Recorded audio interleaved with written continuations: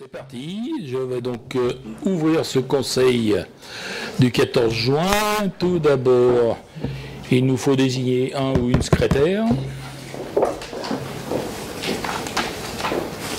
C'est noté? Non. Personne n'est contre? Tout le monde a eu le PV du dernier conseil du 12 avril. Y a-t-il des remarques sur ce conseil? On peut donc adopter ce PV. Je vous le fais passer à la signature. Et puis nous allons attaquer dans le vif du sujet. Avec tout d'abord, en préambule, nous allons avoir un tirage au sort des jurys d'assises. Il n'y aura pas de DIA ni de marché passé, puisqu'on a décidé de tout regrouper pour le prochain conseil du mois de juillet. Puisqu'on n'est pas tout finalisé, donc autant tout faire comme il faut pour le prochain conseil.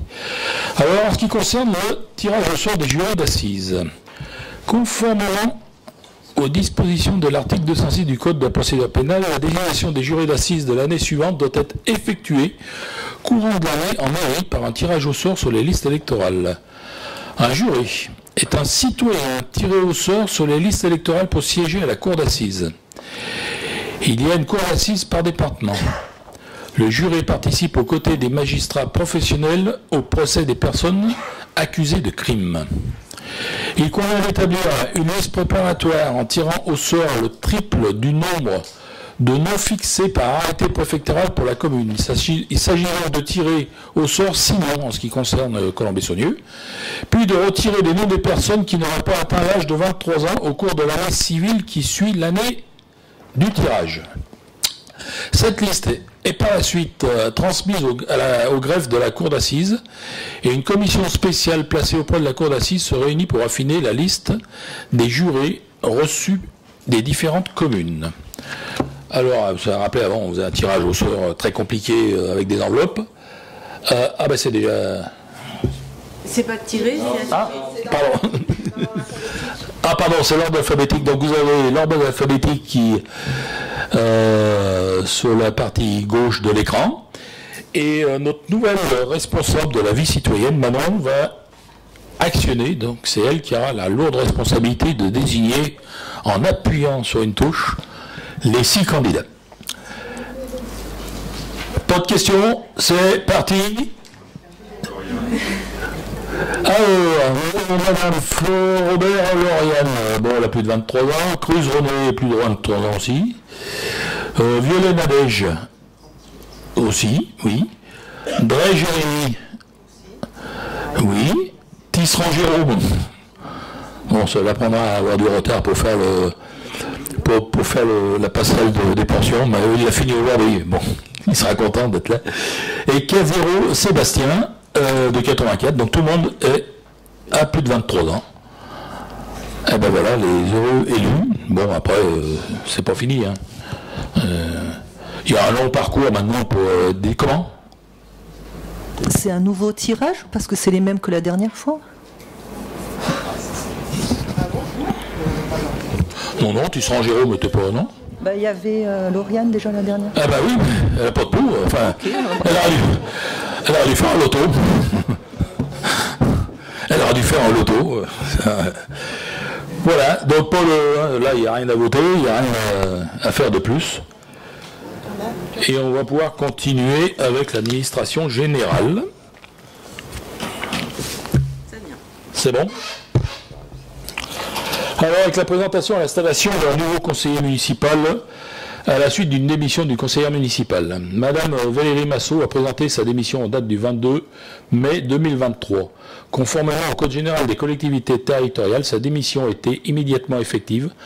Et c'est monsieur Philippe Espinas, qui est le premier suivant sur la liste Notre Village Demain, qui est donc installé par ce conseil en qualité de conseiller municipal de la majorité. Cette installation fera donc l'objet d'un procès verbal. Donc bienvenue à Philippe. Et il faut voter là? Oui? Non? Bon. Bon, on ne vote pas. Par contre, là, on va passer aux compositions des commissions d'instruction. Alors, compte tenu de l'installation de M. Philippe Espinasse en lieu et place de Mme Valérie Massot, il est proposé au Conseil municipal de prendre acte du retrait de Mme Valérie Massot des commissions Affaires sociales, Santé et Emploi, Espace Vert, Voirie et Réseau et Optifond. Et d'acter le retrait de Mme Massot aussi en qualité de déléguée titulaire auprès de la maison de retraite L'Accueil.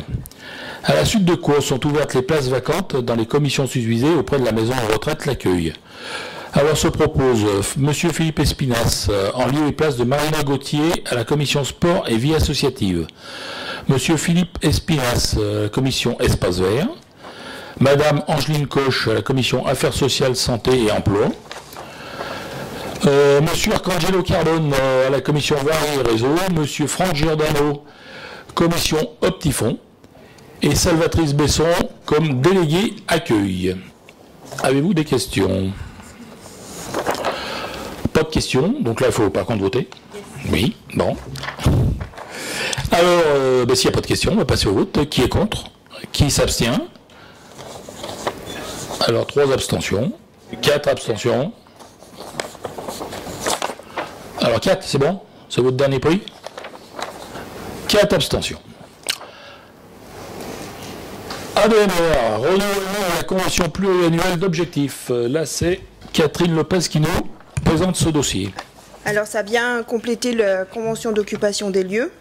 Donc, considérant que l'ADMR est une association dont le but principal est l'aide et le soutien à domicile d'un public fragilisé par l'âge, la maladie, les accidents de la vie ou par toute autre circonstance déstabilisante, la commune de Colombier-Saunieux souhaite réitérer son soutien financier et de ce fait conclure une nouvelle convention afin de déterminer les conditions de soutien de la commune aux actions engagées par l'ADMR auprès des personnes âgées et ou handicapées, ainsi que le rôle, les obligations et les engagements pris conjointement par les deux signataires.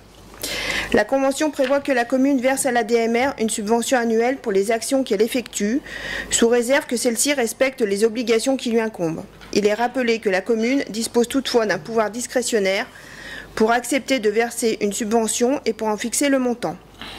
Pour rappel, la commune perpétue depuis plusieurs années son engagement financier auprès de l'association afin de l'aider dans son développement et ses actions. Outre la subvention de fonctionnement versée annuellement pour un montant de 7 000 €, la commune met à disposition de la dite association des locaux 144 route de Planaise et qui fait l'objet d'une valorisation annuelle, loyer, électricité, chauffage, ménage, estimé pour l'année 2022 à 8 807,97 €. La convention prendra effet à compter du 1er septembre 2023 pour une durée d'1 an. Elle pourra être reconduite dans les mêmes termes au maximum 3 fois pour une période d'1 an et sans pouvoir dépasser 4 ans dès lors que la commune décide d'accorder une subvention dans le cadre de son budget annuel. Il est donc proposé d'autoriser le maire à signer la convention avec l'ADMR. Est-ce que vous avez des questions? Pas de questions. On passe donc au vote. Qui est contre? Qui s'abstient? Elle va donc adopter à l'unanimité. Nomination d'un conseiller municipal correspondant incendie et secours.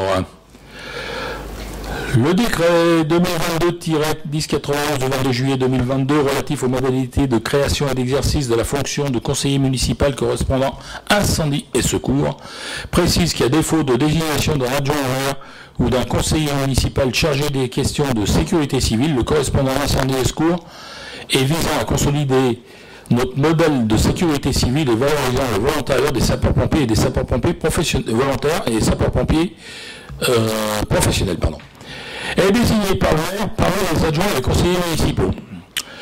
Alors, je vous communique donc le nom du correspondant incendie et secours je ne vais pas vous communiquer, je vais le communiquer aux représentants de l'État dans le département et au président du conseil d'administration du service d'incendie et de secours. Pardon, je me suis trompé de feuille. Ah.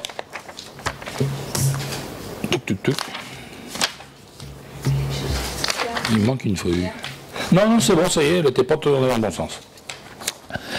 Dans le cadre de ces missions d'information et de sensibilisation, les habitants et du conseil municipal, le correspondant incendie et secours, peut, sous l'autorité du maire, participer à l'élaboration et à la modification des arrêtés, conventions et documents opérationnels, administratifs et techniques du service local d'incendie et de secours qui relève, le cas échéant, de la commune. Concourir à la mise en œuvre des actions relatives à l'information et la sensibilisation des habitants de la commune aux risques majeurs et aux mesures de sauvegarde. Concourir à la mise en œuvre par la commune de ses obligations de planification et d'information préventive. Concourir à la définition et à la gestion de défense extérieure contre l'incendie de la commune. Il informe périodiquement le conseil municipal des actions qu'il mène dans son domaine de compétences. Je vous propose donc d'acter que Georges Viscogliosi sera nommé correspondant incendie et secours. Avez-vous des questions? Monsieur Dumas. Oui, bonjour à tous, Vincent Dumas. Et c'était qui le correspondant jusqu'à aujourd'hui? Il n'y en avait pas, on a traîné un peu pour le nommer, parce que il y avait déjà quelques temps qu'on nous l'avait demandé, mais ça n'existait pas. D'accord. Et incendie et secours, vous étiez pompier ou ça pourrait, enfin ça semblerait naturel que ce soit vous? Je suis déjà au conseil d'administration des pompiers, donc à mon avis, ils n'auraient pas tellement apprécié. Enfin, je ne sais pas qu'ils n'auraient pas apprécié. Mais c'est quand même bien qu'il y ait une deuxième personne, comme ça au moins on est deux à avoir les informations. C'est pas une question d'être pompier ou pas, hein, c'est une question vraiment technique et administrative pour faire remonter un peu les infos qui seront votées au conseil d'administration et surtout les infos que le préfet nous impose. D'autres questions? Pas d'autres questions, on va passer au vote. Qui est contre? Qui s'abstient? Eh bien donc adopté à l'unanimité. Pour en revenir au vote des jurés d'assises, non, Madame Forobert n'était pas jurée l'année passée, c'était son frère. Voilà. On en vient donc à la signature d'une convention tripartite Colombey-Saunier CCL AP2R. Alors, de nombreux ouvrages d'art ont été rendus nécessaires sur la commune de Colombey-Saunier pour établir les routes interceptées lors de la construction de l'autoroute A432. Donc, vous voyez que c'est quelque chose qui date quand même pas d'aujourd'hui. Depuis leur création, les ouvrages d'art passant au-dessus des autoroutes, dits passages supérieurs, ont fait l'objet majoritairement de conventions particulières de gestion. Cependant, les plus anciens n'en ont pas actuellement pourvu, de même que la plupart des passages inférieurs, rétablissant les routes sous les autoroutes. Afin de mieux préciser la responsabilité de la communauté de communes de l'Est lyonnais, de la commune de Colombey-Saunier et de la société concessionnaire, ces trois parties conviennent par la présente convention de définir les conditions de gestion des rétablissements, en général et plus particulièrement de tous les ouvrages d'art rétablissant les routes sous gestion communautaire au droit de l'autoroute A432. Cette convention unique permettra enfin de simplifier la gestion, mais aussi les relations entre les sociétés concessionnaires, la commune de Colombey-Saunier et la communauté commune de l'Est lyonnais. Concernant les passages supérieurs, sont de la responsabilité de la commune. Les candélabres même fixés sur l'ouvrage, la viabilité hivernale des routes sous gestion communautaire, y compris sur les ponts et tout équipement de la commune demande la mise en place. Concernant les passages inférieurs, sont de la responsabilité de la commune, l'entretien mais aussi les réparations, les réseaux d'assainissement, routiers, longeants et la voirie sous gestion communautaire, hors agglomération, sur tout leur établissement, y compris la continuité dans l'ouvrage d'art si elle existe. Avez-vous des questions? Monsieur Dumas. Oui, alors on a la convention en annexe qui nous a été envoyée. Par contre, dans cette convention, il n'y a qu'un seul franchissement qui est indiqué, chemin des FC, mais il y en a d'autres en fait, des franchissements qui vont tous rentrer dedans, ou ils ont été oubliés dans la convention, ou voilà. Alors, vous voyez d'autres où? Attendez, c'est que ce qu'il y a sur la commune, hein. Je ne vais pas me taper ce qu'il y a à Généria et de l'autre côté, non, il ne va pas tout réparer. Je vais aller déneiger là sur la commune, mais c'est tout, je ne vais pas faire le reste. Plus au sud, c'est sorti de la commune déjà, du côté de Saint-Laurent? Ah bah oui, bah c'est Saint-Laurent. Ok. D'autres questions? Alors s'il n'y a pas d'autres questions, je vous propose de passer au vote pour m'autoriser à signer cette convention. Qui est contre? Qui s'abstient? Et bien donc adopté à l'unanimité. Signature d'un avenant au contrat de raccordement et fourniture de chaleur avec le CIDER. C'est M. Viscogliosi qui nous présente ça. Alors, signature d'un avenant au contrat de raccordement et fourniture de chaleur avec le CIDER. Depuis 2009, le SIDER propose à ses communes adhérentes une compétence optionnelle, la production et la distribution publique de chaleur. À ce jour, 33 communes du territoire ont choisi de transférer cette compétence au SIDER. En 2022, le SIDER exploite 12 chaufferies bois et 9 réseaux de chaleur. Pour chaque réseau, le prix de vente de la chaleur aux abonnés est fixé en fonction des dépenses prévisionnelles estimées ou effectivement constatées afin de garantir l'équilibre du budget autonome de la régie. Le SIDER propose la signature d'un avenant permettant de rectifier le déficit structurel constaté de cette régie en déséquilibre. Le prix de la vente est décomposé en deux termes, une part variable R1 et une part fixe R2 qui évolue ainsi. Donc l'ancienne tarification, la part R1 était de 50 € hors taxe du mégawatt et la part R2 part fixe 41,50 € hors taxe par kilowatt souscrit. Les nouvelles propositions donnent pour R1 34,80 € hors taxe par mégawatt et 48,70 € hors taxe kilowatt souscrit.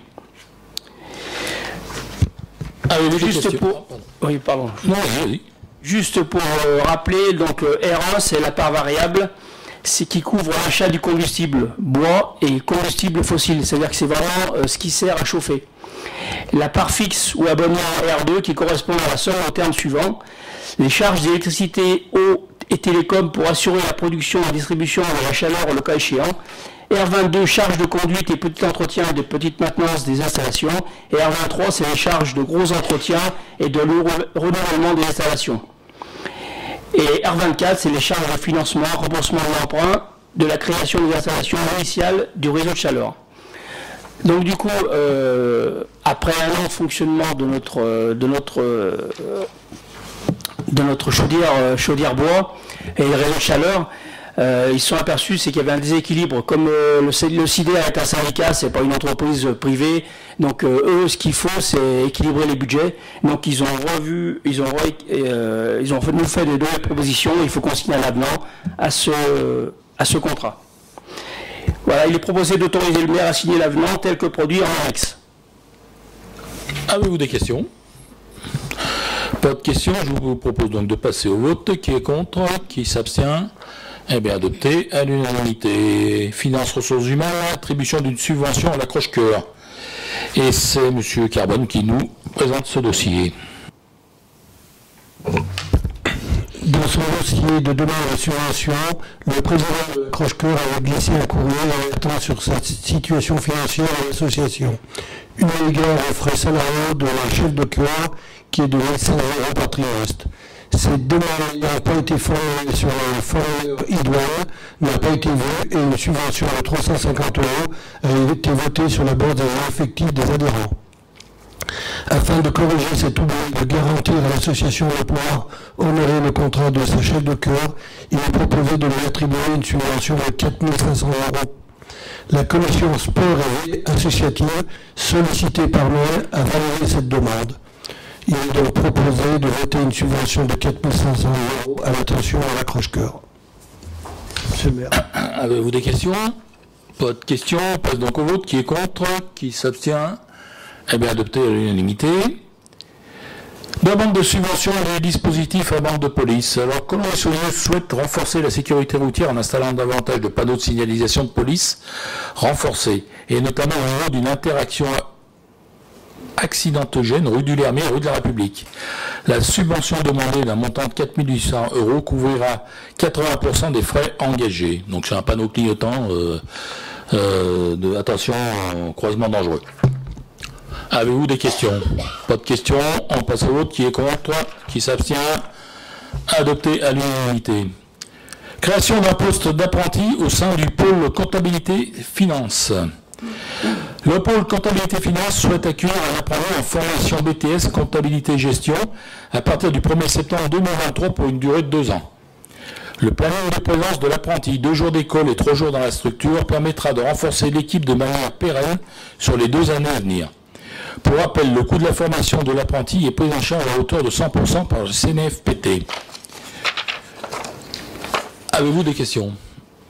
Monsieur Dumas. Pourquoi il faut créer un poste?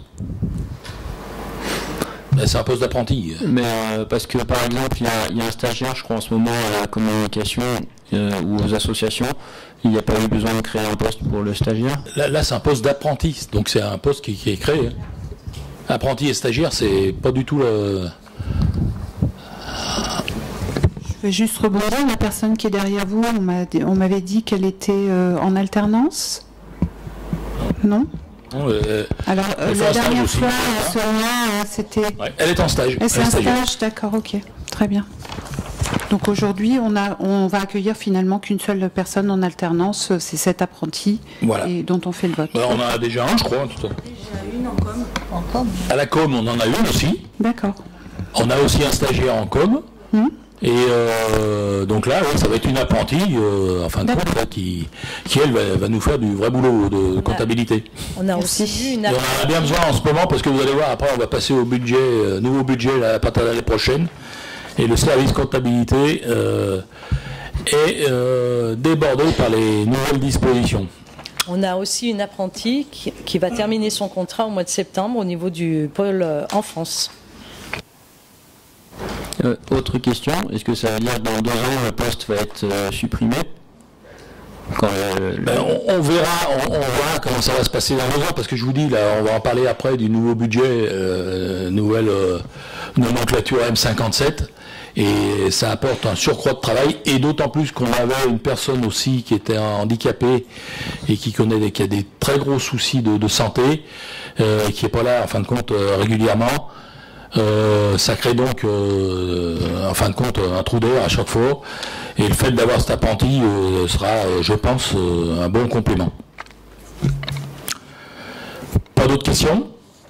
On va donc passer au vote. Qui est contre? Qui s'abstient? Alors, une abstention.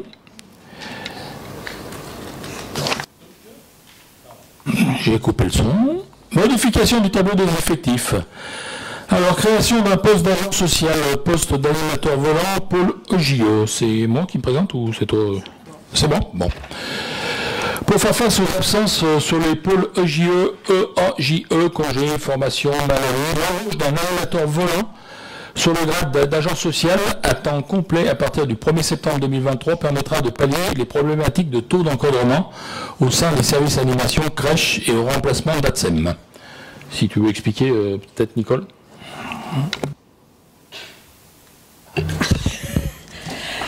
C'est un poste, alors on s'est rendu compte qu'avec beaucoup d'absences ou de formations, on mettait en difficulté certains services, notamment par rapport au taux d'encadrement que l'on doit respecter. Donc ça fait plusieurs années qu'on pensait à ce genre de poste. Donc on a eu une stagiaire qui a travaillé sur cette présentation du poste, et donc on va le mettre à profit et puis déclencher ce poste d'animateur volant. Donc c'est une personne qui pourra intervenir en cas d'absence aussi bien à la crèche que pour remplacer une ATSEM qu'au niveau donc de l'animation accueil de loisirs sur les mercredis vacances scolaires. C'est une personne qui aura d'autres missions les jours où tout le personnel est présent, des missions de préparation de différentes choses. Je peux vous en énumérer une certaine quantité si vous le souhaitez, pour bien vous faire voir que la personne aura beaucoup d'activités. Nous en avons débattu en commission EJE et il y a du travail. Donc c'est une personne qui pourra aussi prendre en charge les enfants en difficulté pour décharger l'équipe quand il y a des problèmes, assister à l'enseignement avec la préparation et l'animation des activités pédagogiques, par exemple au niveau de l'ATSEM, mettre en place et distribuer par classe les collations du matin, l'organisation de la sieste aussi qui est sous la responsabilité de la municipalité et qui impacte forcément un temps de présence de l'ATSEM sur cette tâche. Au niveau de la crèche, c'est pareil, c'est pour des remplacements avec l'accueil d'enfants, faire de la parentalité éventuellement, aider l'enfant à s'insérer dans la vie sociale, mettre en place pour le bien-être de l'enfant différentes choses. Il y en a 3 pages, je ne vais peut-être pas toutes vous les lire. Construction de projets d'animation au niveau de l'accueil de loisirs, animation d'un cycle d'activités socio-éducatives, encadrer des activités de loisirs, s'adapter aux différents publics. Je pense que c'est bon, c'est bon, tu peux nous dire si tu veux le détail, c'est bon, il n'y a pas de souci. Voilà. Si je comprends bien, de toute façon, c'est un poste à temps complet qui va être à partir de quand? Du 1er septembre. D'accord. Je vais parler de tu l'avais dit. Merci. Monsieur Dumas. C'est marqué que c'est un poste pour un an seulement, c'est ça? Alors, on l'ouvre pour un an, justement, pour se rendre compte donc, de la possibilité du fonctionnement. On ne peut pas partir à ouvrir un poste définitif si ça ne correspond pas à ce que l'on a, ce qu'on espère et ce que l'on a mis en place. Donc, je pense qu'il est plus prudent de commencer par un poste sur une année et voir ce qui se passera à l'issue. D'autres questions? Alors je vous propose de passer au vote. Qui est contre? Qui s'abstient? Alors une abstention. Création d'un poste d'ATSEM. L'inspection d'académie a annoncé l'ouverture d'une 5e classe en école maternelle pour la rentrée 2023-2024. Cette excellente nouvelle, reflet du dynamisme communal, nécessite néanmoins la création d'un poste supplémentaire d'ATSEM. Avez-vous des questions? Pas de questions. On passe donc au vote. Qui est contre? Qui s'abstient? Une abstention. Suppression d'un poste d'agent social, création d'un poste d'auxiliaire puériculture. Un poste d'agent social à temps complet est supprimé au 30 juin 2023 et un poste d'auxiliaire de puériculture à temps complet est créé au 1er juillet 2023, suite à la réussite du concours d'une de nos agentes. Oui, une de nos agentes, hein, non, enfin bon. Avez-vous des questions? Donc là, bravo à elle, elle a réussi son concours d'auxiliaire. De la fonction publique. S'il n'y a pas de questions, on va passer au vote. Qui est contre? Qui s'abstient? Et bien donc adopté à l'unanimité. Majoration des heures supplémentaires en récupération. Certains services sont ainsi structurés que les agents sont amenés à réaliser des heures supplémentaires les dimanches et jours fériés. Aucune majoration ne s'applique automatiquement si les heures supplémentaires réalisées demandent à être récupérées. Or, ce n'est pas le cas quand ces dernières demandent à être payées. Afin de contenir des heures supplémentaires rémunérées, il est demandé que la majoration en récupération suive la majoration rémunérée, soit 1,25 pour 1. Oui, en fin de compte, si les gens se faisaient payer, ils avaient 1,25 de plus, alors que s'ils récupéraient, ils n'avaient pas le droit. Donc c'était, et comme on veut éviter justement de gréver un peu plus le budget 0,12, on leur demande de récupérer, parce qu'il y a des moments un peu plus calmes où ils peuvent récupérer, et ben on va leur demander, on vous propose de leur faire récupérer 1,25 de ce qu'ils auront travaillé. Avez-vous des questions? Pas de questions? Qui est contre? Qui s'abstient? Elle va donc adopter à l'unanimité. Et on en va maintenant avec la mise en place de la nomenclature M57 au 1er janvier 2024. Bonsoir, Michel-Ange Garcia. En application de l'article 106.3 de la loi numéro 2015-9941 du 7 août 2015 portant nouvelle organisation territoriale de la République, les collectivités territoriales et les établissements publics peuvent, par délibération de l'Assemblée délibérante, choisir d'adopter le cadre fixant les règles budgétaires et comptables M57 applicables aux métropoles. Cette instruction, qui est la plus récente, la plus avancée en termes d'exigences comptables et la plus complète, résulte d'une consultation étroite intervenue entre la Direction générale des collectivités locales, la Direction générale de finances publiques, les associations d'élus et les acteurs locaux. Destinée à être généralisée, la M57 deviendra le référentiel de droit commun de toutes les collectivités locales d'ici le 1er janvier 2024. Reprenant sur le plan budgétaire les principes communs aux trois référentiels M14, communes et établissements publics de coopération intercommunale, M52, département, M71, région, elle a été conçue pour retracer l'ensemble des compétences exercées par les collectivités territoriales. Le budget M57 est ainsi voté soit par nature, soit par fonction. Le référentiel budgétaire et comptable M57 étend en outre à toutes les collectivités les règles budgétaires assouplies dont bénéficient déjà les régions, offrant une plus grande marge de manœuvre aux gestionnaires, par exemple le mécanisme de fongibilité des crédits. Pour rappel, les budgets annexes de la collectivité, eau et assainissement et loyers commerciaux ne sont pas concernés. Bon, c'est une nouvelle normalisation qu'on doit anticiper, non, qui sera bientôt obligatoire. Il y a des choses qui seront un peu plus simples, des choses qui seront à mon avis à apprendre et donc toujours un peu compliquées quand on doit apprendre des nouvelles méthodes. En soi, on va s'adapter et puis on a déjà commencé et puis tous les élus s'adapteront aussi à cette nouvelle norme. On a appris la précédente, il n'y a pas de raison qu'on n'arrive pas à apprendre celle-ci. Bon, on m'a dit que c'était fait pour simplifier. Oui.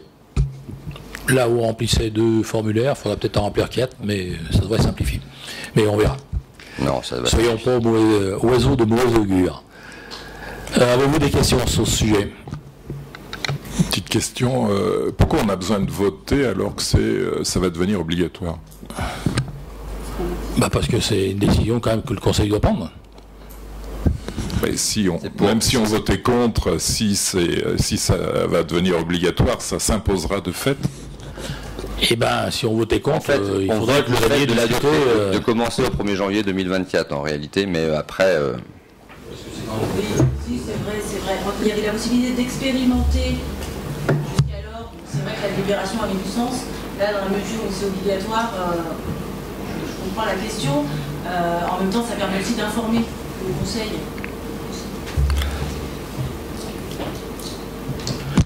D'autres questions? Bon. S'il n'y a pas de questions, on va passer au vote. Qui est contre? Qui s'abstient? Eh bien donc adopté à l'unanimité. Donc, suite et à on a un mode de gestion de l'amortissement suite au passage à la nomenclature M57. Et c'est toujours Michel-Ange qui nous présente ça. Donc, pour faire suite à la mise en place de la M57 au 1er janvier 2024, il convient de fixer le mode de gestion des amortissements. Pour les collectivités de moins de 3500 habitants, seules les subventions versées et frais d'études non suivis de réalisation sont amortissables. La nomenclature M57 pose le principe de l'amortissement d'une mobilisation au prorata temporis. Cette disposition nécessite au changement de méthode comptable la commune de Colomiers-Saunieux, calculant en M14 les dotations en amortissement en année pleine, avec un début des amortissements au 1er janvier N+1. L'amortissement prorata temporis est pour sa part calculé pour chaque catégorie et commerce ainsi à la date effective de l'entrée du bien dans le patrimoine de la collectivité. Ce changement de méthode comptable s'appliquera de manière progressive et ne concernera que les nouveaux flux réalisés à compter du 1er janvier 2024. Ainsi, les plans d'amortissement qui ont commencé en nomenclature M14 se poursuivront selon les modalités définies à l'origine. Sachant que la durée maximale pour un organisme public est de 15 ans et celle d'un organisme privé de 5 ans, le maire demande à son conseil de prendre position de manière générale et ainsi. Il est proposé d'appliquer la règle de prorata temporis conformément à la M57 à compter du 1er janvier 2024 et pour les nouveaux flux réalisés à compter de cette date, d'amortir pour une durée de 10 ans lorsque le bénéficiaire est un organisme public et pour une durée de 5 ans lorsque le bénéficiaire est un organisme privé, d'amortir en une fois si le montant de la subvention versée est inférieur à 10 000 €. En clair, cette méthode d'amortissement, c'est bien uniquement au niveau des subventions. Par exemple, les subventions qu'on apporte pour les logements sociaux, les choses comme ça. Pour le reste des bâtiments, ainsi de suite, ça ne concerne pas cette mesure. C'est uniquement pour les subventions. En clair, au lieu de on commence à amortir l'année d'après, là on va amortir à date. On va commencer à amortir à date. Avez-vous des questions? Pas de questions, on va passer au vote. Qui est contre? Qui s'abstient? Eh bien adopté à l'unanimité. Et on en vient avec l'acceptation de la rupture conventionnelle. Alors, l'agent en difficulté de santé m'a saisi afin d'obtenir une rupture conventionnelle. Selon les dispositions de l'article L1237-11 du Code du travail, l'employeur et le salarié peuvent convenir en commun accord des conditions de la rupture du contrat de travail qui les lie. De ce fait, le salarié doit percevoir une indemnité spécifique de rupture conventionnelle dont le montant est calculé en fonction de son ancienneté et de sa rémunération mensuelle. Alors, je vous demande donc de m'autoriser à signer cette convention de rupture qui prévoit une indemnité de rupture d'un montant de 3 200 € et une prise d'effet au 1er août 2023. Avez-vous des questions? Pas de questions. On passe au vote. Qui est contre? Qui s'abstient? Elle va donc adopter à l'unanimité. Le Parlement, avec l'avis de la commune sur la demande d'enregistrement présentée par EM2C Promotion Aménagement en vue de construire un entrepôt de fret aéroportuaire sur le site de Lyon-Saint-Exupéry, bien sûr à Colomiers-Saunieux. Et c'est Marie-Laure qui nous présente ça. Bonjour, donc je vais pas vous lire les 4 pages parce que ça va être assez soporifique et puis vous avez eu la note de synthèse. Donc je vais essayer de vous en faire une lecture partielle et une explication la plus concise possible. Alors la société EM2C Promotion Aménagement prévoit la construction d'un entrepôt pour du stockage de fret implanté au sein du périmètre de l'aéroport Saint-Exupéry. EM2C a obtenu une autorisation de permis de construire, mais ce projet relève également de la législation des installations classées pour la protection de l'environnement. Un dossier a donc été adressé à l'ADREAL par le porteur de projet pour justifier des mesures techniques de prévention des risques et des nuisances liées à l'activité du site. La réalisation de ce projet ne peut se faire qu'une fois ces 2 autorisations obtenues, donc permis de construire et autorisation au titre des CPE. Ce projet, le site pourra accueillir différents types de marchandises suivant le type d'arrivage et de départ par avion. Au regard du volume de l'entrepôt, 211 536 m3, et de la surface de plancher totale du projet, qui est de 22 497 m2, et de son utilisation, le site sera visé par la réglementation installation classée pour la protection de l'environnement, c'est ce que je viens d'expliquer, pour un régime d'enregistrement, pour la rubrique principale, 1510, qui est une rubrique réglementaire.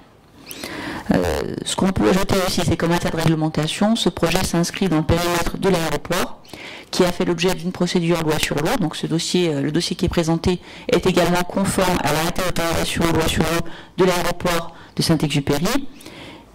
Ce projet tient compte également de ce qu'on appelle la méthodologie éviter, réduire, compenser, donc qui est une méthodologie d'évaluation environnementale, du fait de la réalisation d'une étude d'impact en 2012 par l'aéroport. Et ce projet tient aussi compte de ces prescriptions. Donc on est sur un projet qui occupe une surface de 5 hectares d'œufs. Donc comme je l'ai dit tout à l'heure, ce bâtiment est destiné à accueillir des marchandises liées au fret aérien pour l'import et l'export. Donc une fonction première et principale de réceptionner les marchandises, les contrôler, les stocker avant l'expédition vers la destination suivante. Donc dans la fiche, il y avait toute une présentation, dans la note de synthèse, toute une présentation du projet, donc les bâtiments, les activités, les parkings. Donc j'y reviendrai si les uns ou les autres ont des questions. Donc la demande ICPE qui nous occupe aujourd'hui, c'est une demande d'enregistrement faite au titre du Code de l'environnement. Elle nécessite préalablement la tenue d'une enquête publique. Cette enquête a été prescrite par la préfecture du Rhône du 22 mai au 19 juin 2023. Donc ça veut dire que cette enquête est en cours aujourd'hui. L'intégralité du dossier enquête est consultable en mairie, donc nous disposons d'une version papier, et également sur le site internet des services de l'État. Vous avez l'adresse qui s'est affichée, donc directement sur le site de la préfecture du Rhône. L'instruction de cette demande est réalisée par les services de l'État, donc service d'inspection des installations classées. Il fera l'objet d'une consultation du SDMI, de la DGAC et du service en charge de la biodiversité à l'ADREAL Auvergne-Rhône-Alpes. Le dossier de demande contenant l'ensemble des pièces est communiqué au conseil municipal de votre commune, où l'installation est projetée, et à celui des communes concernées par les risques et inconvénients dont l'établissement peut être la source, et au moins à celle d'une partie du territoire, y compris aux environs de 1 km autour du périmètre du projet. Donc cette consultation concerne également Saint-Laurent-Mur. Donc les avis des communes de Comines-les-Saulniers et Saint-Laurent-Mur sont attendus au plus tard le 3 juillet 2023. Ce projet a été soumis à la commission développement durable le 1er juin 2023 et la commission a émis un avis favorable. Donc ce qu'on peut également ajouter, c'est que EM2C avait sollicité en mai 2022 l'avis de la commune concernant la remise en état du site lors de l'arrêt définitif des installations précédentes. La commune avait rendu un avis favorable en juin 2022. Donc il est proposé ici au conseil municipal de rendre un avis favorable à la demande d'enregistrement formulée par EM2C sur le dossier ICPE. Avez-vous des questions? Madame Wauquiez. Alors, une ICPE peut avoir des impacts, pollution de l'air, de l'eau, des sols, étant donné que certains produits sont dangereux. Alors, j'ai été quand même regarder les documents, j'ai vu qu'il y avait une petite partie en stockage de produits dangereux. Quoi qu'il en soit, les anciens locaux, que deviennent-ils? Est-ce que c'est une augmentation par rapport aux anciens locaux, c'est-à-dire est-ce que les locaux sont agrandis? Je suppose que oui, étant donné l'emprise foncière qui sera de plus de 5 hectares.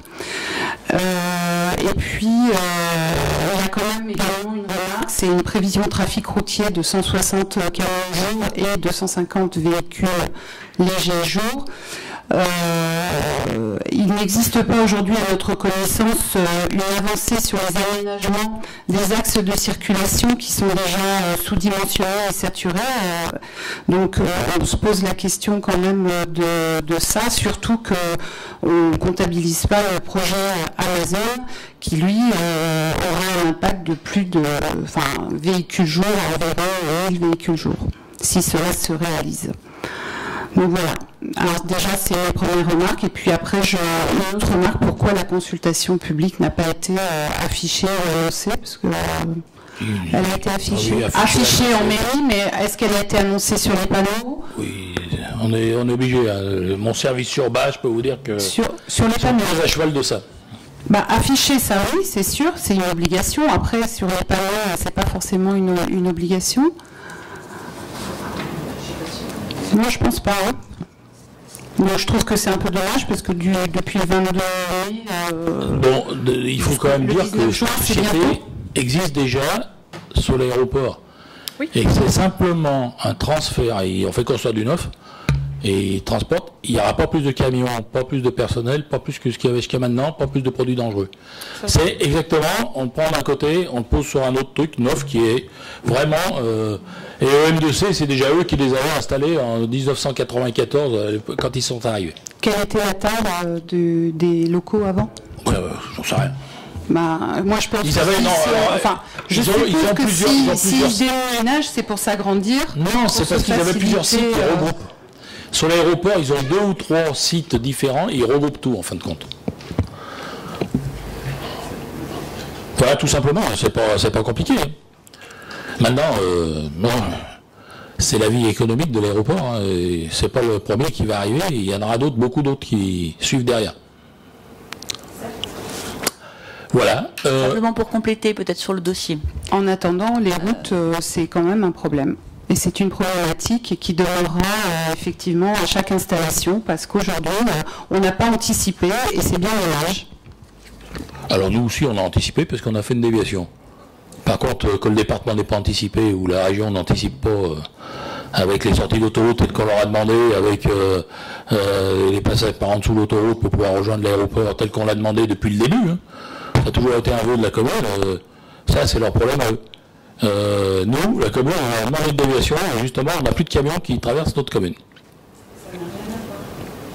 Ah si. Nous, on a su anticiper. Moi, je comprends ce que vous dites, mais je parle simplement du fait qu'à la sortie de l'aéroport, dès qu'on va sortir de l'aéroport, on a un rond-point qui est déjà saturé à l'échangeur, au demi-échangeur. Le matin et le soir, c'est de pire en pire. Donc aujourd'hui, forcément, il y aura un impact environnemental, ça c'est certain, parce que des voitures qui font la queue et des camions qui sont démultipliés, des véhicules qui sont démultipliés. Et ça, maintenant, c'est vrai que c'est une problématique, parce que pour trouver une solution, alors, quel que soit le département, la métropole, enfin bon, peu importe, mais en tout cas, aujourd'hui, c'est sous-dimensionné et c'est bien dommage. C'est quand même quelque chose qu'on fait remonter. Moi, je le fais remonter tous les jours, hein, quasiment. Dès que je trouve quelqu'un à qui en parler, j'en parle. Et je répète qu'il n'y aura aucune incidence supplémentaire sur le trafic routier, puisque c'est exactement les mêmes véhicules qui vont arriver. Il n'y en aura pas plus que maintenant, quoi. Non, le site n'est pas plus grand. Là, il y a 3 sites différents qui vont se regrouper en un. Alors, bien sûr qu'il est plus grand que un, Mais ils ont 3 entrepôts comme DHL. DHL est après aussi y construire. DHL a plusieurs entrepôts sur l'aéroport. Ils regroupent tout sous le même. Voilà. Par exemple, il y a DHL qui arrive derrière. On aura la même enquête, la même réflexion. Est-ce qu'il y a d'autres questions, Monsieur Aguirre? Je doute que Saint-Laurent-de-Mur donne un avis favorable. J'en doute fort. Première remarque. Deuxième remarque, je suis surpris qu'on classe dans une rubrique développement durable, parce que du fret aérien, c'est très éloigné du développement durable. En fait, c'est du développement durable parce que ça s'est soumis au code de l'environnement, simplement. Ouais. C'est du fait de la réglementation, en fait. Après, si dans l'avenir, il y avait une interco avec le rail, là, d'accord, je comprendrais mieux. On peut toujours espérer. Avez-vous d'autres questions? Alors, je vous propose de passer au vote. Qui est contre? Alors, 4 contre? Qui s'abstient? Alors, 4 contre. Et on continue maintenant avec de l'urbanisme et la subvention à REPAC du Rhône pour une opération en vue des cimes. C'est le programme qui est réalisé par Bouygues Immobilier. C'est Michel-Ange Kenolissan. Dans le cadre de la politique de la communauté de communes de l'Est lyonnais en faveur de l'habitat, des aides financières sont accordées aux acteurs publics et privés disposant d'un agrément de l'État, permettant ainsi le développement du parc social. Ces aides sont octroyées à titre d'une participation à l'équilibre d'une opération conformément à l'article L.5111-4 du Code général des collectivités territoriales et sont assorties de réservations de logements au profit de la CCEL. L'OPAC du Rhône sollicite une subvention pour l'acquisition en VFA de 7 logements locatifs sociaux, 7 PLUS, 1 PLAI, 6 PLUS, 1 PLAI, avec des typologies variées, 5 T3, 1 T4, 1 T5, dans l'opération développée par Bouygues Immobilier située rue des Cimes à Colombier-Saunieux. Les 7 logements et leurs annexes, 6 PLUS, 1 PLAI, produits seuls finançables par la CCEL et la commune, développent une surface utile totale de 528,56 m². L'opération respecte la réglementation thermique RT 2012. Le montant de la subvention communale s'établit suivant les dispositifs d'aide en vigueur, dont le montant est fonction du financement des logements locatifs sociaux et de leur typologie. En l'espèce et conformément au règlement municipal, la subvention est de 30 € par mètre carré de surface utile. Il est proposé au conseil municipal d'octroyer à l'OPAC du Rhône une subvention municipale totale de 15 856 €. Avez-vous des questions? Pas de questions, on passe au vote. Qui est contre? Alors, qui s'abstient? 4 votes contre. Transfert du droit de préemption urbain à la CCEL. C'est toujours Michel-Ange qui nous présente ça. Par délibération du 10 juin 2020, le conseil municipal a donné délégation au maire à l'effet d'exercer au nom de la commune les droits de préemption définis par le code de l'urbanisme, que la commune en soit titulaire ou délégataire, de déléguer l'exercice de ces droits à l'occasion de l'aliénation d'un bien selon les dispositions prévues à l'article L211-2 ou en premier alinéa de l'article L213-3 de ce même code pour les opérations d'un montant inférieur à 500 000 €. Par ailleurs, la commune de Colombier-Saunieux peut choisir de déléguer à la CCEL les droits de préemption sur une ou plusieurs parties du territoire dans les conditions prévues par l'article L211-1 et L213-3 du Code de l'urbanisme. Le droit de préemption est nécessaire à la CCEL pour lui permettre de mettre en œuvre sa compétence en matière d'aménagement de la zone d'activité située sur le territoire communal, en lui donnant la possibilité d'avoir la maîtrise foncière des parcelles concernées. Le 19 mai 2023, la commune de Colombier-Saunieux a reçu une déclaration d'intention d'aliéner portant sur une partie des parcelles cadastrées section ZS numéro 186 et 190 en zone urbanisée à vocation économique, zone UI, au PLU opposable, lesquelles sont situées dans le périmètre de la zone d'activité de Colombier-Saunieux.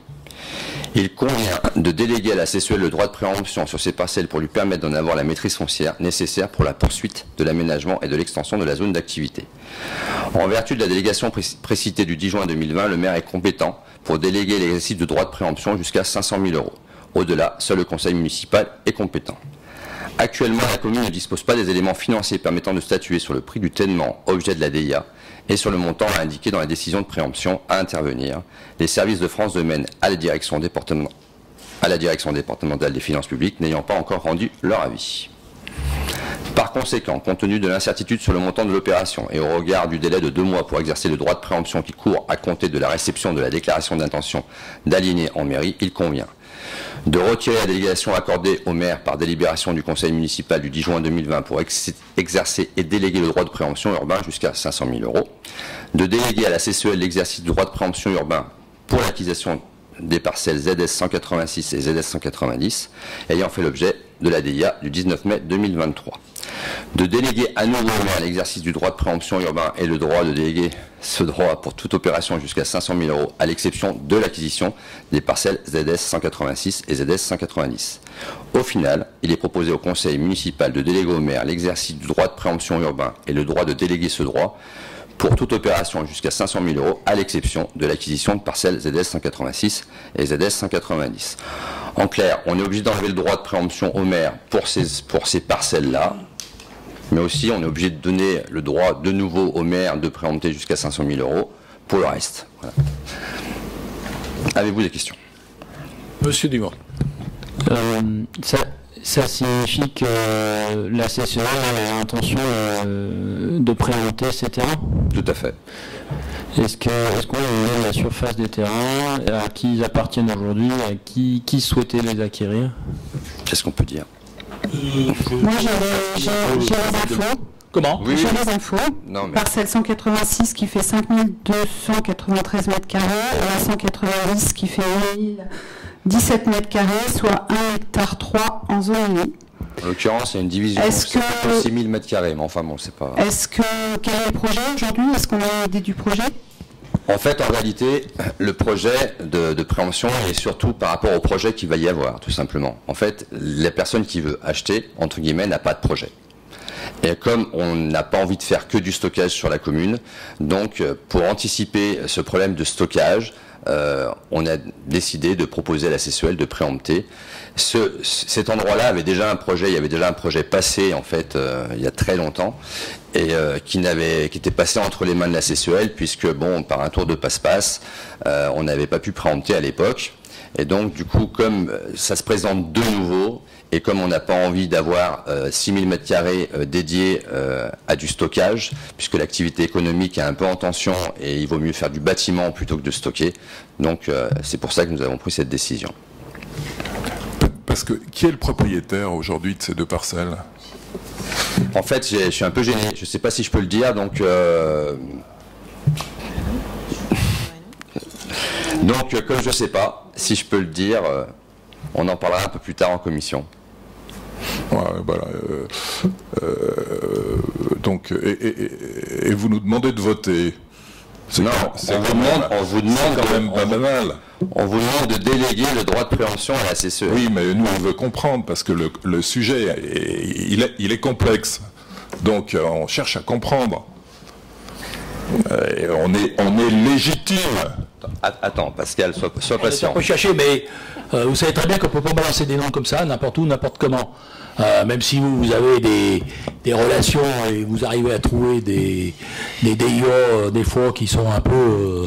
Vous connaissez la parcelle quand même? Oui, je l'ai situé, moi. Oui, bon, oui. Bah voilà, donc on peut vous dire où est la parcelle, ça on peut vous le dire. Non, mais ça... mais moi, je la connais, ça fait 30 ans que je la connais, cette parcelle.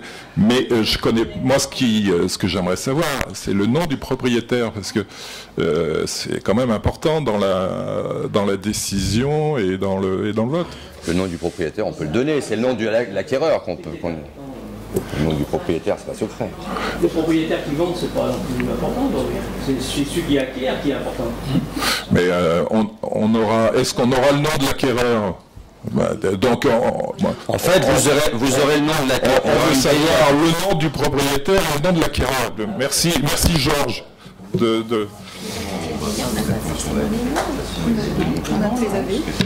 Oui, de toute façon, parce que là, la préemption n'est pas faite. Donc le problème, c'est que je ne peux pas m'avancer pour la CCEL. Moi, vous comprenez, là, je délègue à la CCEL. Maintenant, c'est la CCEL qui, en conseil communautaire, le prochain conseil communautaire va préempter sur ces deux parcelles. Alors, je ne sais pas s'ils donneront les noms, mais... moi, au jour d'aujourd'hui, en fin de compte, je veux dire carrément, c'est quand même quelque chose de louche. Voilà.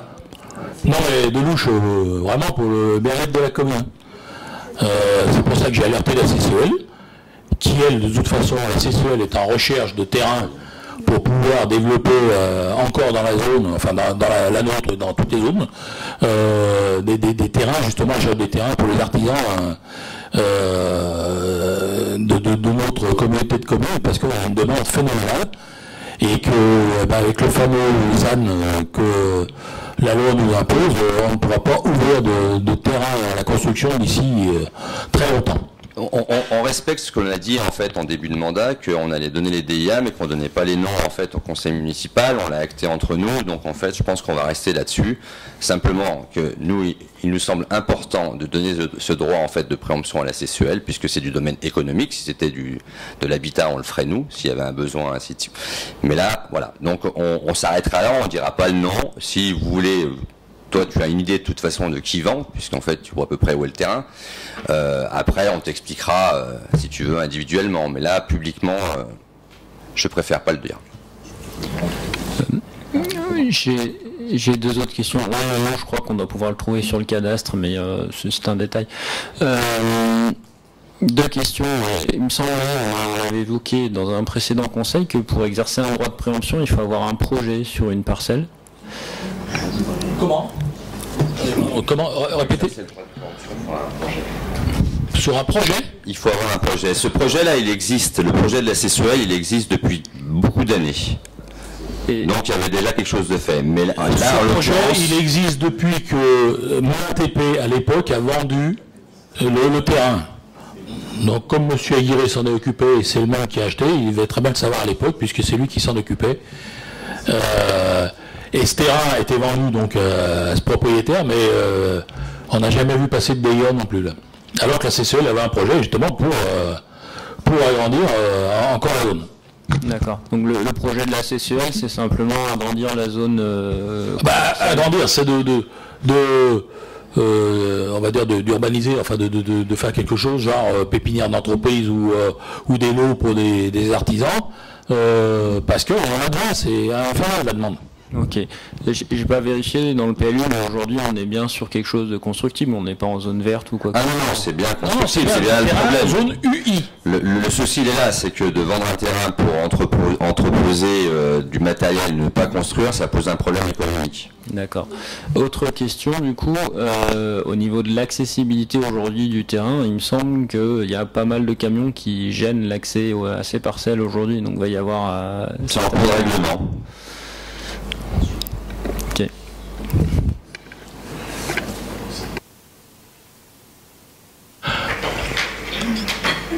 Pas d'autres questions ?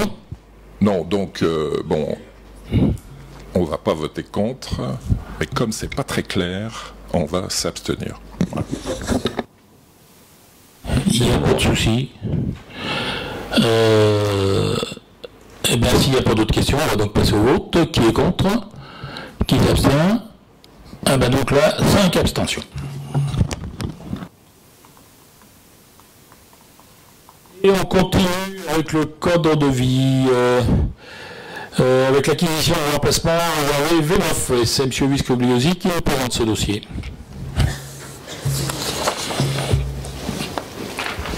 L'emplacement réservé V9, situé rue du Sans-Souci à Colombey-Saunieux, a pour objectif de sécuriser la circulation des modes doux sur la rue en créant un cheminement piéton et une voie cyclable entre la route du stade et la route de Lyon. Cet emplacement est situé sur la parcelle ZT 156, propriété des consorts Joubert.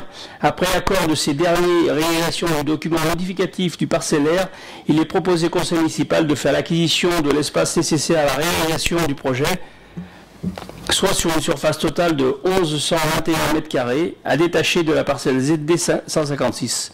Le coût de l'acquisition est fixé à 0,117 € du m², et les indemnités d'éviction pour l'agriculteur exploitant s'élèvent à 1 € du m². Il est précisé que les frais de notaire seront à la charge de la commune. Il est proposé au conseil municipal d'acquérir une partie de l'emplacement réservé V9 pour une superficie de 1121 m², en montant de 0,117 € du m² au propriétaire et 1 € du m² à l'exploitant agricole actuel. Donc pour information, on veut faire une voie cyclable et piétonne sur la rue du Sans Souci pour rejoindre la rue, je ne me rappelle plus du nom du Jardin Fleuri, je crois, du Bois Fleuri, enfin quelque chose. Il m'a fait perdre le nom, je l'avais là.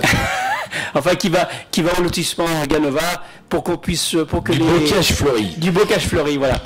Pour que les piétons et les vélos puissent passer par là et pour éviter la partie dangereuse ici qui est autour de la mairie et avec le rond-point qui est dangereux. Donc ils passeraient directement pour aller à Lyon. S'ils veulent, comme on veut, comment dire, motiver les habitants de la commune pour d'aller par exemple à Colomb-les-Sauniers ou à l'aéroport en vélo dans le futur, c'est une des parties des voies cyclables, de la voie cyclable qui peut être aménagée. Voilà. Donc les travaux seront lancés en 2024. Des questions sur ce sujet, monsieur Dumont? Plutôt des suggestions, après vous en ferez ce que vous voulez. Si vous créez un Mandou, c'est très bien, peut-être que c'est possible de le prolonger jusqu'à l'impasse Saint-Pierre au niveau des aménagements, l'impasse des Pierres, pardon, qui est un peu plus loin. Et autre suggestion, laisser de la place laisser au moins la place existante pour les voitures telles qu'elle est aujourd'hui. Il y a des gens qui ont besoin de prendre leur voiture, y compris dans ces endroits-là. C'est pas celle-là.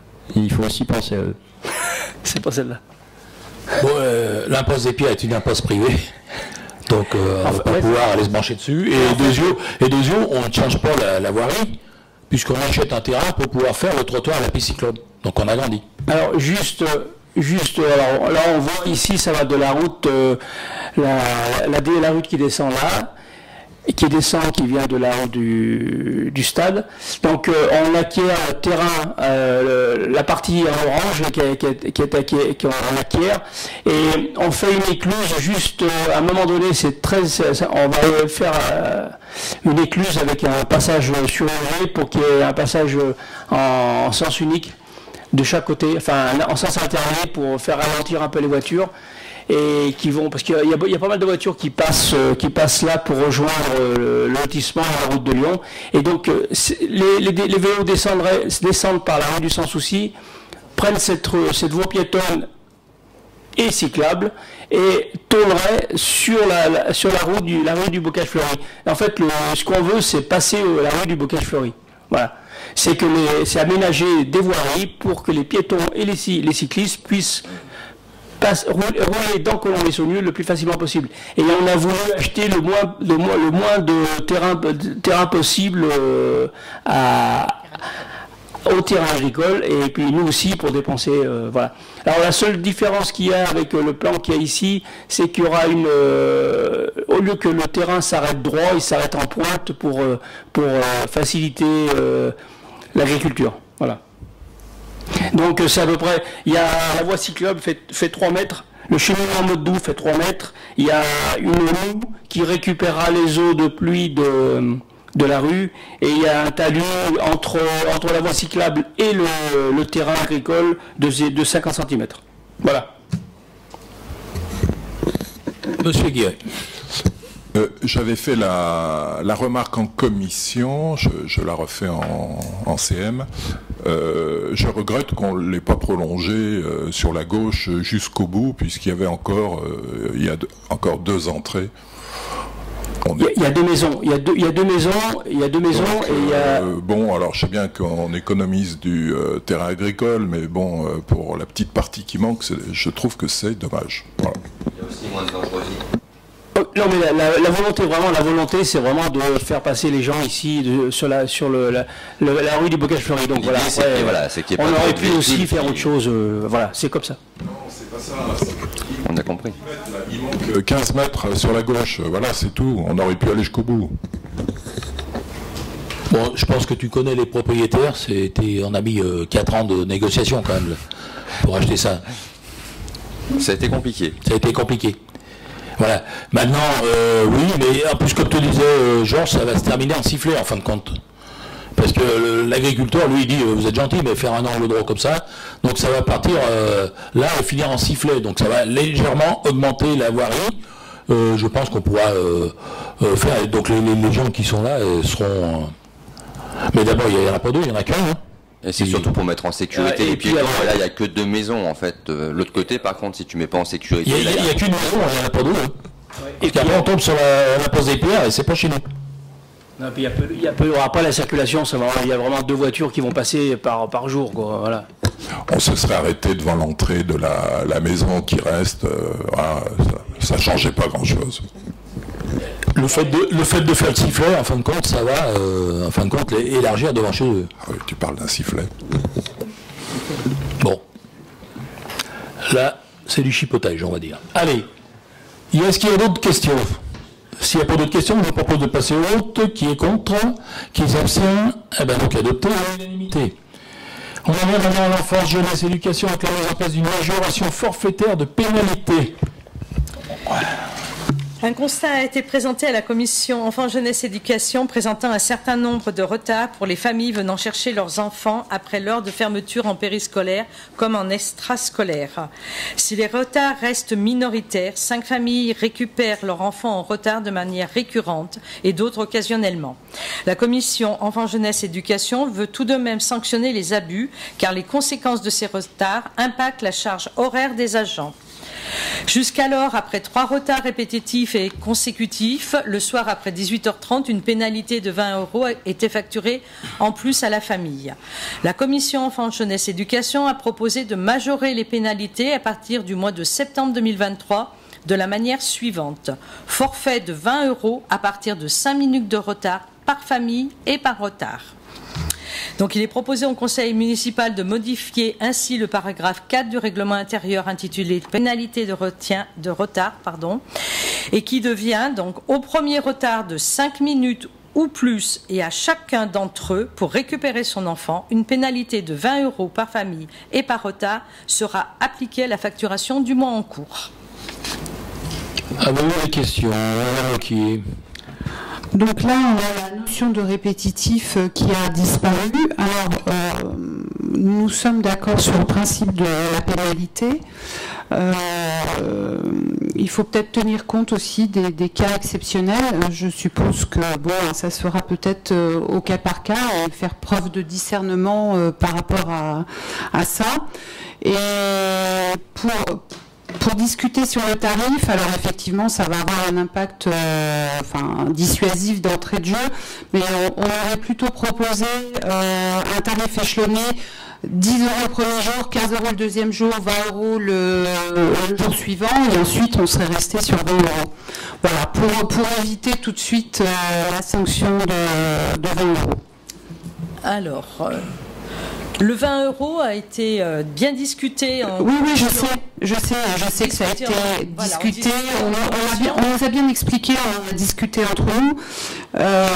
Sur le fait de ce que l'on présente, on dit bien que c'est quand même 5 familles qui sont très récurrentes. Oui. Donc c'est sûr que celui qui est toujours à l'heure et qui va téléphoner en nous disant j'ai 5 minutes de retard parce qu'il y a des bouchons ou il y a eu un accident, on va savoir écouter les personnes.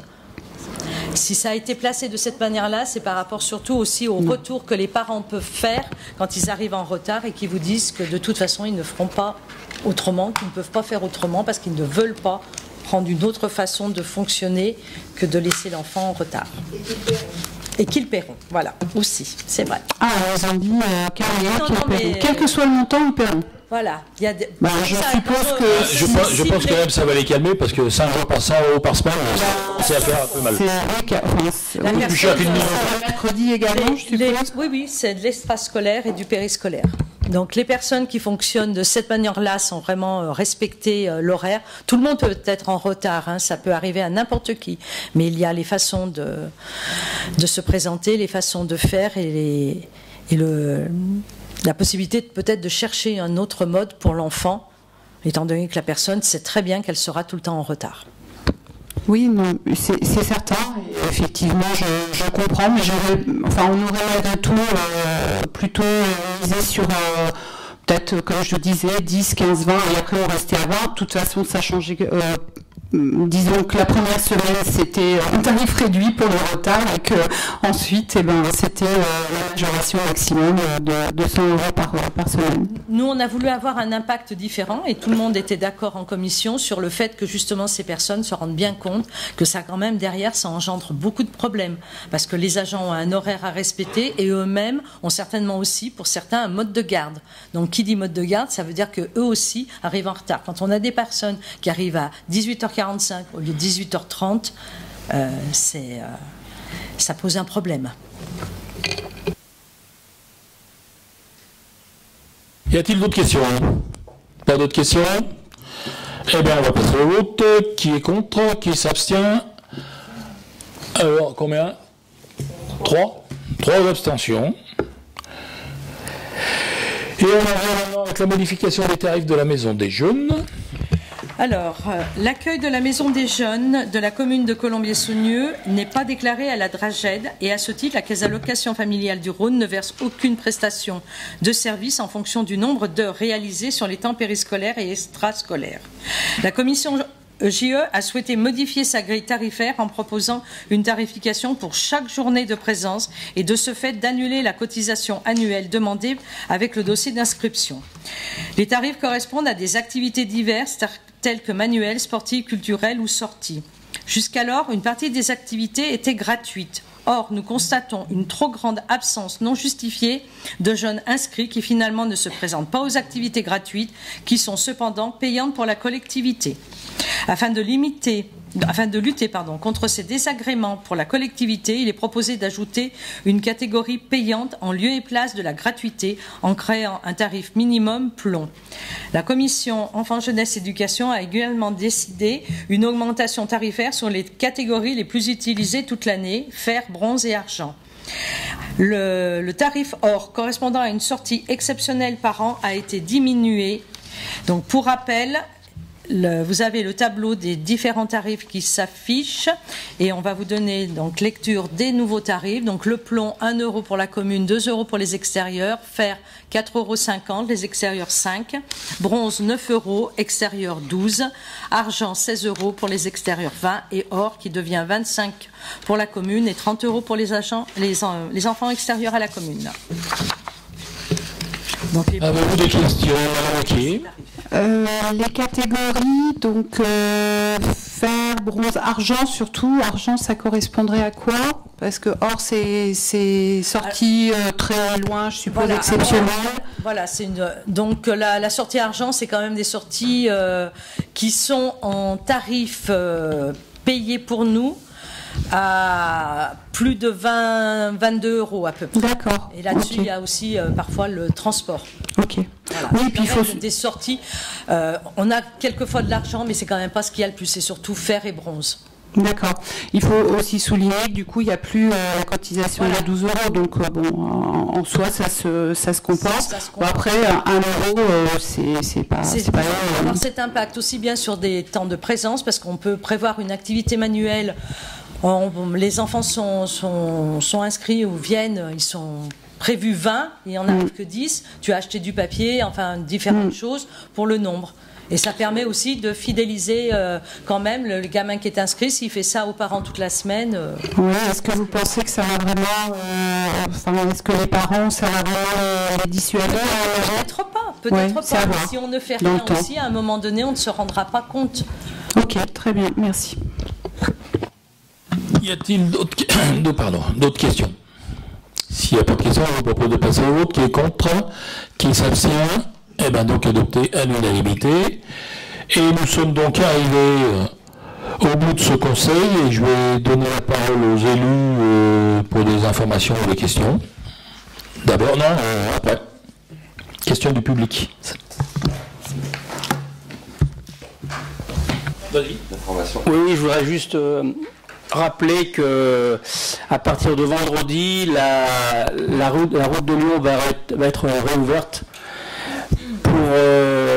Donc va être réouverte et lundi c'est les travaux impasse de la Croix qui vont démarrer avec donc réfection de la voirie, mise en place de l'espace vert et des places de parking. Et pendant les travaux de l'impasse de la Croix, il y aura une circulation alternée sur la route de Lyon, dans la partie qui est rétrécie, voilà, qui vient d'être terminée. D'autres infos? Monsieur Carbone, oui, il va nous lire son...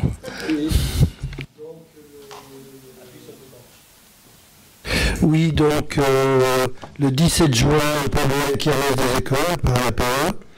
Le 10 juin, le concert de la Croche-Cœur à la Maison de la Culture. Le 21 juin, la fête de... Non, c'est pas 21, c'est le 24. C'était changé, excusez-moi. Le 24 juin, la fête de la musique. Je vous fais grâce de toutes les assemblées de l'année. Le 25 juin, il y a un repas festif des commerçants. Et ne pas oublier le 7 et 8 juillet, Plein Air Fest et le bal du 13 juillet des pompiers. D'autres infos, questions? Oui, Cathy. Ah. C'est le 26. Le 26. Je crois. J'ai oublié une chose, le 26 juin, l'inauguration à la place de Cholet. C'est le 30. C'est le 30, le 30. Le 26 juin, c'est le c'est pour avoir un coup conjugal, le 26 juin. Nous, on a prévu le 30, mais toi, si tu viens le 26, c'est pas de problème. Bon, le 30 juin, il y a l'inauguration de la place de Cholet, et puis quoi d'autre? Du pôle social. Et du pôle social, voilà, super. Et aussi d'un véhicule publicitaire qui a été, comme d'habitude, on souscrit avec des entreprises qui font de la publicité, on n'investit pas sur le véhicule et on s'occupe simplement du fonctionnement par la suite. Et par contre, ils nous demandent de réunir les annonceurs de façon à pouvoir faire une petite réception officielle. Donc on profitera de ce jour-là pour présenter le véhicule. D'autres infos, M. Duban ou M. Aguirre, je ne sais pas, oui. Moi j'ai une question. Il n'y a plus d'infos. Donc moi j'ai une question. Alors je la renouvelle. Quand la dernière facture de la MAC sera payée, on aimerait avoir un bilan financier de l'affaire. Il n'y a pas de souci, j'en ai encore payé 2 aujourd'hui. Donc c'est très très long.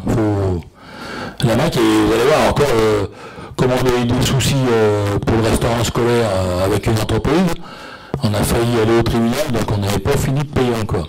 Mais c'est bon, on a pu réussir à trouver un terrain d'entente et là aussi, on attend. Mais vous savez, les entreprises, s'ils n'ont pas leur facture, je ne peux pas les inventer. Donc.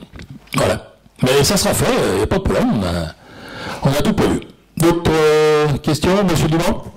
Oui, c'était une question à propos du nouveau lycée qui s'installe dans l'Est lyonnais, à Armand-Beltrame. Je ne suis pas encore concerné, mais j'ai regardé un peu par curiosité la nouvelle carte scolaire qui allait avec. J'ai vu que Busignan, Jon, Jonage basculaient sur ce nouveau lycée, mais pas Colomb-les-Sauleux.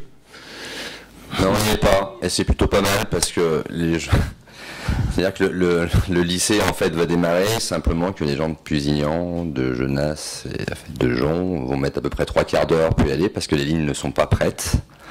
Et donc pour faire très peu de kilomètres, ils vont faire un grand détour et je pense que c'est mieux qu'on continue dans un premier temps d'aller à Bron parce qu'en fait notre ligne elle est présente, elle existe, alors que là ce sera un petit peu compliqué à gérer.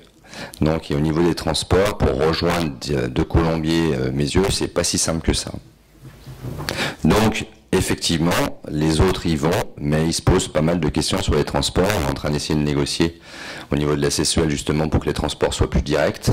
Mais il y a un cheminement de transport, il y a le bus, ils vont reprendre, je crois que le bus qui va à Jonage, le 95, enfin c'est un petit peu une usine à gaz. Donc j'espère pour eux qu'ils iront en vélo, je crois qu'ils iront beaucoup plus vite, notamment de Pusignan. De Pusignan ou de Jeunesse même. Ceci dit, à terme, si les lignes de transport vont s'installer, mes yeux sont quand même beaucoup plus près que bon, et ça serait intéressant pour vous. Est-ce que vous montez un peu au créneau, est-ce que vous participez à la négociation là-dessus? Alors il faut dire que la carte scolaire, malheureusement, on me demande même pas mon avis. Le maire Mézieux a annoncé que Colomb-Bessonnier faisait partie du machin, mais c'est complètement planté dans l'affaire. Non, alors j'étais pas mis sur place, j'ai vite téléphoné en disant on en fait partie, il faut nous voir. Non, c'est une erreur, c'est une mauvaise annonce quoi. Mais On ne demande rien, vous savez, là on crée une classe maternelle, on ne nous a pas demandé grand-chose. On veut peut-être nous fermer une primaire, ils savent pas. Enfin, franchement, l'éducation nationale, c'est une nébuleuse extraordinaire. Est-ce que ça nous empêche de faire une demande à un moment où les transports seront peut-être plus fiables ? Donc, Oui, on peut toujours faire une demande. Vous savez que progressivement, les transports, justement, pour les lycées scolaires vont être arrêtés. Et c'est bien là le problème, c'est que du coup, ce sera les lignes régulières. Et oui, bien évidemment, mais c'est bien le problème qu'ils ont actuellement qu'ils auront pour aller à Misieux. Et c'est vrai que pour l'instant, les lignes régulières permettant d'aller à Misieux d'ici, c'est un peu plus compliqué. Et je dirais qu'à la rigueur, c'est facile d'aller jusqu'au tram, mais comme c'est un petit peu plus loin quand même que le tram, c'est pas tout à fait à côté. Et c'est pour ça qu'ils doivent prendre un bus qui va faire le tour de Misieux, qui va retourner. Voilà, qui va faire à peu près un trajet, une fois qu'il sera au tram, qui va faire à peu près un trajet de 35 minutes pour revenir 1 kilomètre plus loin. Alors, ils sont quand même en train de négocier le sens du trajet pour que ça convienne plus au lycée. Mais je pense que ce lycée, il y a eu un peu de précipitation, on voit les résultats maintenant. Bon, sachant que le lycée va être désengorgé quand même pas mal, avec tout ce qui arrivait va être renlevé, il n'y aura plus que Colombier, Saint-Bonnet, Saint-Laurent qui iront, et on a quand même une ligne directe pour y aller, quoi. On a une JD et puis la Rex qui nous la pose à côté, quoi. Pour le moment, mais il n'y a pas de problème, hein. Quand le moment sera venu, on fera un sondage, mais il faudra vraiment poser le pour et le contre de savoir si ça vaut le coup d'aller là-bas ou pas.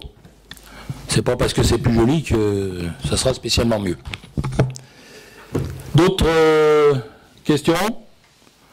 Eh bien, s'il n'y a pas d'autres questions, je vais donc clore ce conseil et donner la parole au public. Mais avant, Michel-Ange, je voulais faire une petite... je voulais répondre à M. Durand. Puisque donc, du coup, suite à votre demande, les chiffres que vous avez été voir par rapport à la DGFIP, donc on a récupéré les documents. Et en fait, on s'est aperçu d'une chose, c'est que le total des produits de fonctionnement A ne prend pas les mêmes références entre l'année 2020 et 2021.